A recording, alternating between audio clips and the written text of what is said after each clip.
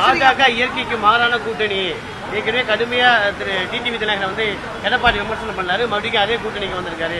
இது இயற்கைக்கு மாறான கூட்டணி. செல்வ பெருந்தகை நான் கேக்குறேன், செல்வ பெருந்தகை திமுகவும் இயற்கையான கூட்டணியா?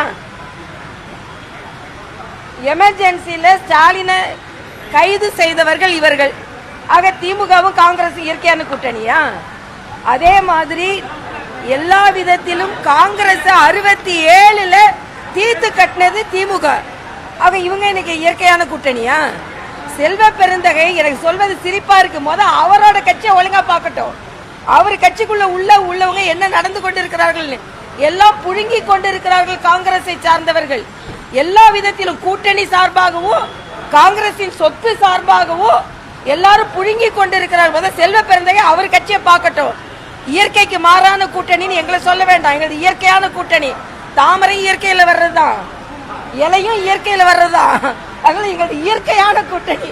ஏற்கனவே சிலர் வட்ட இலையில தாமரை மலர்ந்தாலும் இயற்கை தான், ரெட்டை இலையில தாமரை மலர்ந்தாலும் இயற்கை தான்.